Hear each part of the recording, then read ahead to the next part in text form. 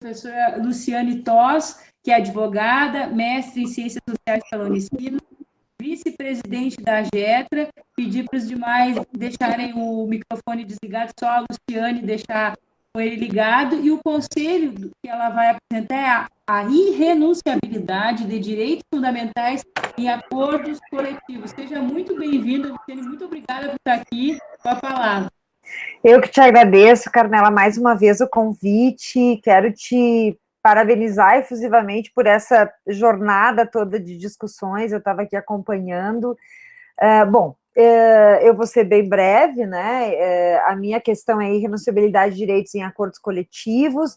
A gente estava ansioso em relação a um processo que está na STF, o recurso 1.121.633, de relatoria do ministro Gilmar Mendes, sobre a matéria do negociado sobre legislado. Houve um pedido de destaque da ministra Rosa Weber, o julgamento já foi adiado várias vezes, agora está marcado para junho. Então, eu vou tentar aqui fazer um pouco do resgate do que é a negociação coletiva e dos limites dessa negociação coletiva, lembrando sempre que o STF já se manifestou sobre isso. Lá em 2015, a gente teve um processo, um recurso extraordinário do ministro Barroso, o 590.415, né, onde o STF, contrariando uma jurisprudência já consolidada e pacificada do Tribunal Superior do Trabalho, acabou admitindo e permitindo a quitação do contrato de trabalho, ou seja, a renúncia de direitos contratuais, depois de uma adesão a um programa de desligamento voluntário, né, o famoso caso BESC, Banco do Brasil. Naquela ocasião havia um acordo coletivo permitindo essa quitação do contrato de trabalho. Isso foi invalidado pelo TST e foi validado pelo ministro Barroso. Isso foi antes da reforma trabalhista, então o que consta, assim, as nuances da reforma trabalhista em relação ao negociado sobre legislado também tem uma inspiração na autonomia privada coletiva exacerbada, eu diria, no caso desse julgamento do ministro Barroso.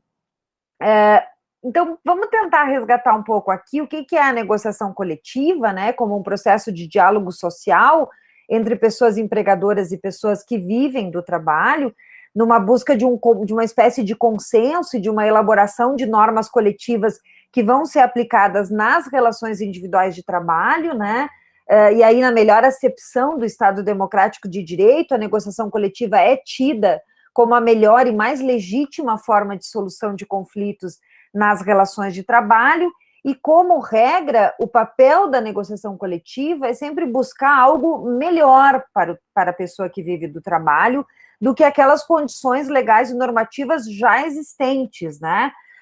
Seja do ponto de vista das legislações que nós já temos, seja do ponto de vista daquilo que o Estado negligenciou regular.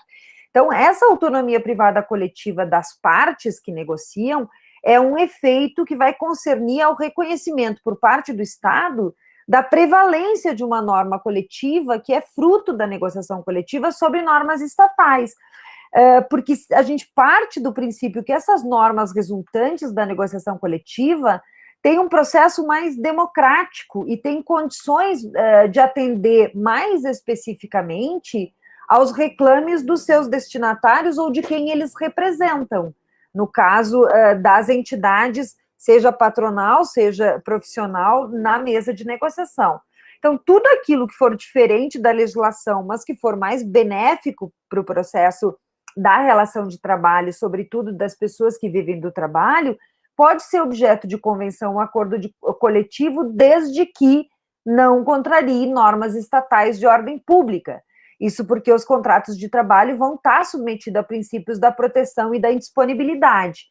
Disso vai decorrer que eu não posso, como negociadora, assegurar um conteúdo que não seja, ou que seja menor, ou que seja inferior ao mínimo obrigatório que vai corresponder a quê? Aos direitos humanos fundamentais, ao princípio da dignidade humana e do valor social do trabalho, que não se desprendem da pessoa trabalhadora ou da pessoa que vive do trabalho, quando ela está na constância do contrato. Então, a gente tem garantia constitucional de um sistema de proteção trabalhista, que vai do artigo 7º ao artigo 11, que vai estabelecer limites mínimos do que pode ou não ser negociado pelas entidades profissional e patronal. A Constituição Federal tem um princípio importantíssimo nessa questão, que é o princípio da vedação do não retrocesso social no direito do trabalho, né? A gente tem as normas constitucionais como limitadoras, a gente tem as normas e os tratados e convenções internacionais e normas infraconstitucionais. Então, Carmelo, o meu conselho para o STF é lembrar que o princípio da proteção, que está na gênese do direito do trabalho, é também um critério hermenêutico.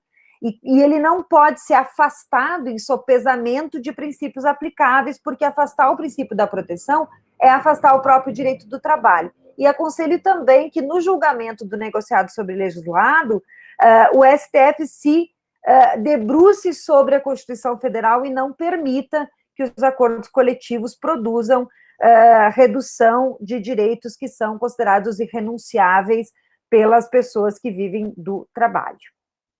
Obrigada.